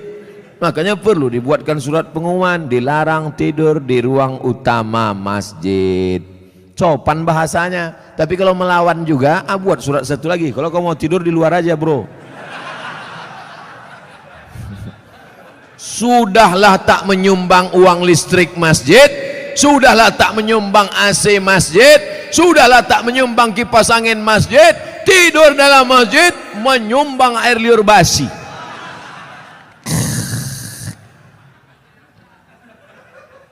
Haram. Kenapa? Karena mengganggu. Imatatul adza anit tariq, perbuatan amal yang paling ringan, membuang yang mengganggu dari tepi jalan. Selalu diterjemahkan dalam hadis membuang duri dari tepi jalan. Imatatul adza, adza bukan duri, sesuatu yang mengganggu di tepi jalan. Kalau membuang yang mengganggu di tepi jalan berpahala, bagaimana dengan orang membuat yang mengganggu di dalam masjid? Bukan jalan, di karpet masjid, di tempat orang sujud, di situlah air liur sambal belacan tumpah. Allahu Akbar. Imam khusyuk, makmum busuk. Yang saya sampaikan ini nampaknya simple, sederhana. Tapi kalau tidak dijaga, maka yang sudah dilakukan jamaah Darul Haq baik, bagus. Tetap kita jaga ke depan supaya kita tak masuk dalam neraka wail, tak masuk yang dikecam Allah. Jama'a malau wa'addadah. Terus ayat apa lagi? Yahsabu anna malahu akhladah. Yahsabu, dia menyangka, malahu, hartanya itu, akhladah, membuat dia kekal abadi. Rumahku yang besar membuat aku kekal abadi. Mobilku yang mewah membuat aku kekal abadi. Cincin permataku membuat aku kekal abadi. Maka digalilah kuburan batu di Mesir. Ditemukan jenazah perempuan di dalam. Nama perempuan itu Nefertiti. Siapa namanya? Nefertiti. Bukan jembatan. Nefertiti, perempuan tercantik, permata-permata, tinggal kering kerontang, semuanya tinggal tak bermakna. Yahsabu anna malahu akhladah. Dia menyangka dengan hartanya dia kekal abadi. Tidak, saudaraku, tapi dengan harta orang bisa abadi. Mana contohnya? Masjid depan Istana Maimun, Masjid Kesultanan Melayu Delhi, dengan harta orang bisa abadi. Dengan cara apa? Membangun masjid. Alhamdulillah, Masjid Darul Haq. Siapa yang mewakafkan tanah dulu? Siapa yang mewakafkan atap dulu? Siapa yang mewakafkan? Ini wakaf-wakaf orang meninggal. Saya tak tahu entah siapa yang mewakafkannya, tanpa saya sebutkan namanya. Untuk almarhum Fulan bin Fulan Alfa, tak perlu. Sampai pahala kita malam ini pengajian dari jam 9 sampai jam 10, dari jam 10 sampai entah jam berapa nanti tanya jawab, mengalirlah pahala, teranglah kuburnya, lapanglah makamnya, dijauhkan Allah kuburnya dari lubang neraka, dijadikan Allah kuburnya salah satu dari taman-taman surga. Yang sudah membangun masjid, alhamdulillah. Yang belum membangun, na'uzu. Yang sudah ku kasih tahu tak juga mau mendengar, mati ajalah. Saudaraku yang dimuliakan Allah, kalau begitu orang Islam ini perlu kaya apa miskin? Kaya. Man bana masjidan, siapa yang bangun masjid, banallah mislahu baitan fil jannah. Yang bangun masjid dibangunkan satu istana dalam surga. Kalau mau kekal abadi, bangun masjid. Kalau mau kekal abadi, bangun masjid. Sayang sama emak, buat masjid nama emak. Sayang sama suami, jangan buat nama suami. Nanti meninggal dia, mau kawin sekali lagi.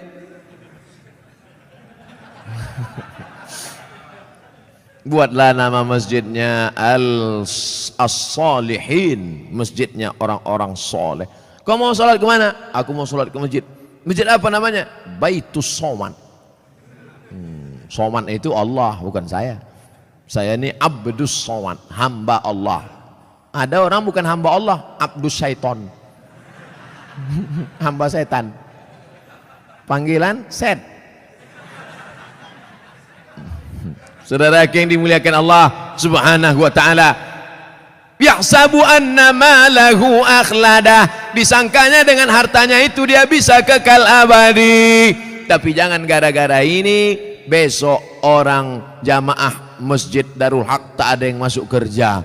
Gara-gara apa? Kok tak kerja? Alah, tak ada gunanya. Kita pun akan mati juga ini semua. Jangan. Yang punya kebun tetap bekerja. Dulu orang Tembung ini lebar-lebar kebun tebunya kan. Sekarang masih ada lagi? Tak ada lagi. Udah berubah jadi rumah ruko semua. Yang punya kebun silakan sejauh mata memandang. Yang bisnis dagang toko ruko silakan, tapi jangan masuk dalam jama'a malahu wa'addada. Jangan masuk dalam yahsabu anna malahu akhlada. Tapi dalam golongan apa? Yang membuatkan rumah kos gratis untuk anak-anak yang merantau dari daerah Sumatera Utara, kaya tapi duit tak ada, buatkan rumah kos gratis. Berdatanganlah orang, kami mau gratis Pak. Syarat dan ketentuan berlaku. Apa syaratnya? IP 3,9 dan 4 saja. Saya IP saya 4, mesti cantik, gatal. Saudara yang dimuliakan Allah Subhanahu wa taala, banyak anak-anak kita di kampung cerdas, IQ-nya tinggi, tapi karena tak ada duit tak bisa sekolah. Berapa sekarang kos di Medan? Yang paling murah kos di Medan berapa? Gope 500.000, itu pun triplek dindingnya. Nyamuknya tak banyak, 1 ekor, kawannya banyak. Tapi begitu kita sediakan gratis, Masya Allah. Saya kuliah di Al-Azhar dari tahun 1998, pulang 2002. Berapa tahun itu? 4 tahun. 98 pulang 2002. Kuliah gratis, asrama gratis, makan gratis, tiket gratis, disediakan pula lagi setiap bulan beasiswa. Dari mana itu? Wakaf orang Mesir. Kalau orang Saudi Arabia berwakaf maklum, orang Saudi Arabia kaya-kaya, digali tanah mau mencari air, keluar gas. Digali tanah mau mencari air, keluar minyak. Tapi Mesir biasa saja. Semangat mereka berinfak, berwakaf, bersedekah luar biasa. Dari kesederhanaan. Kalau ada orang kaya bersedekah, biasa. tapi orang yang sederhana bisa mampu bersedekah, itu baru luar biasa. Kalau bapak-bapak ibu itu biasa di luar. Saudara yang dimuliakan Allah Subhanahu wa taala, wailul likulli humazatil lumazah alladzi jama'a malan wa 'addadah yahsabu anna malahu akhladah. Kalla, tak ada gunanya itu semua. Kenapa? La yumbazanna fil hutamah. Bukan disebutkan dalam ayat itu. Kalla, sekali-kali tidak. Kalla, tak ada gunanya kau tumpuk harta. Kalla, tak ada gunanya kau hitung-hitung harta. Kalla, jangan kau sangka kau akan abadi di dunia karena harta. Kenapa? La yumbadzanna fil hutamah. Kau akan dilemparkan, kau akan dicampakkan.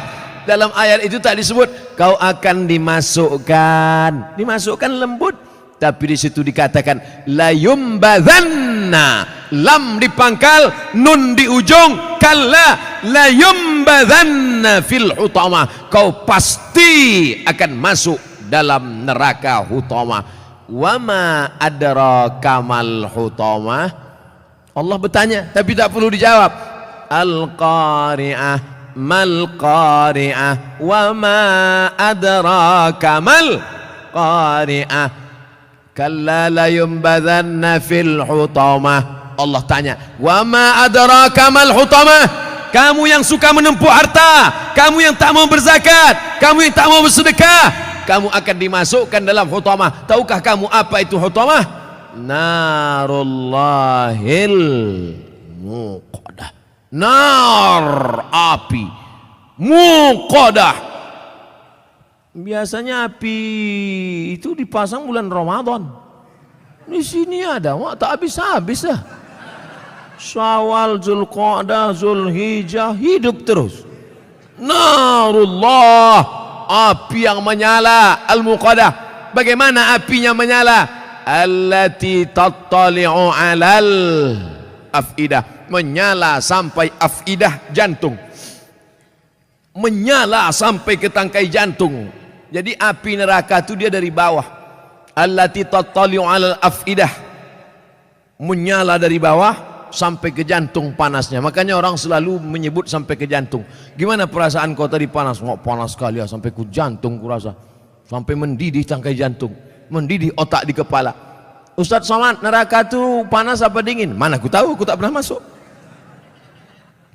Memang kita tak tahu, tapi Nabi ngasih tahu. Dia dapat dari mana? Dari Jibril. Jibril dapat dari mana? Dari Allah. Apa kata Jibril alaihissalam? Yablu ka'baihi, ketika api neraka itu sampai ke mata kaki, yaghli biha dimaruhu, mendidih otak di kepala, sampai ke mata kaki, mendidih otak di kepala. Jadi berapa derajat Celcius itu Pak Ustadz? Kau bertanya apa nyari pasal? Orang cerita otak mendidih, dia nanya derajat Celcius. Meletup-letup lah alat pengukur panas itu. Oleh sebab itu maka ini cerita adalah supaya kita datang rasa takut. Siapa yang tak takut ketika ayat neraka diceritakan, maka dia wajib berdoa saat doa khatam Quran. Baca doa khatam Quran. Ya Allah, ampunkan kami ketika membaca ayat azab, kami tak takut. Ya Allah, ampunkan kami ketika membaca ayat surga, kami tak pernah berharap. Baca pada doa ayat khatam Quran. Bapak Ibu yang dimuliakan Allah Subhanahu wa taala, allati tattali'u 'alal afidah. Apa lagi kelanjutannya?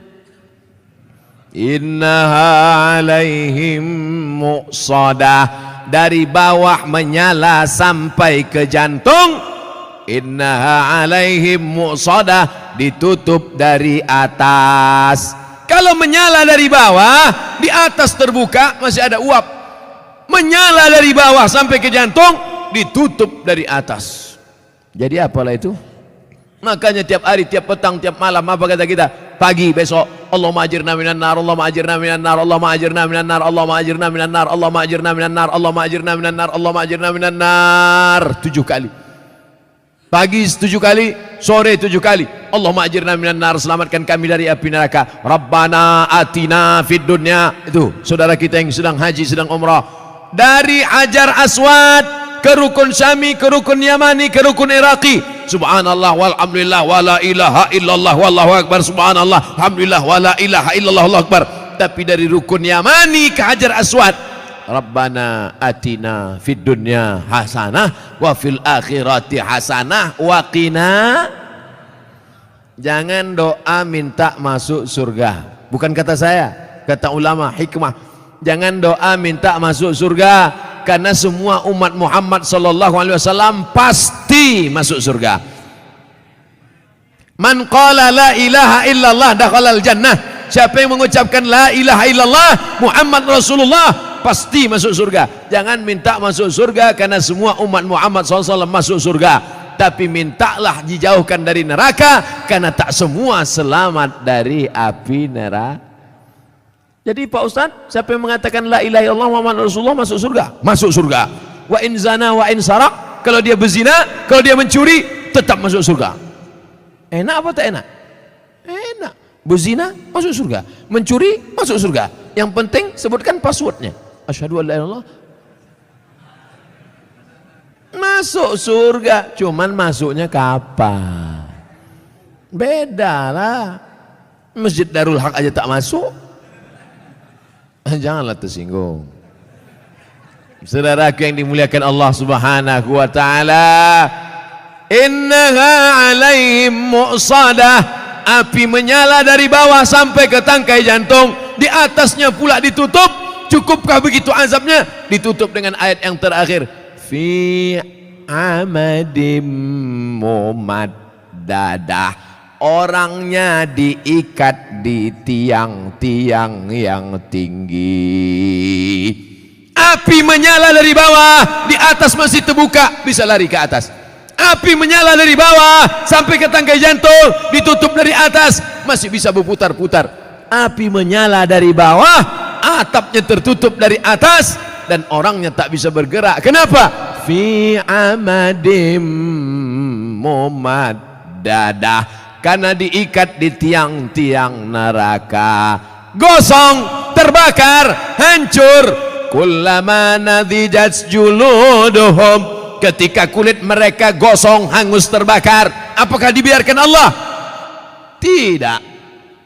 Kullama nadijat juluduhum, kalau kulit mereka hangus, terbakar, gosong, badalna juludan ghairaha, kami ganti dengan kulit yang baru. Kami ganti dengan kulit yang baru. Supaya apa?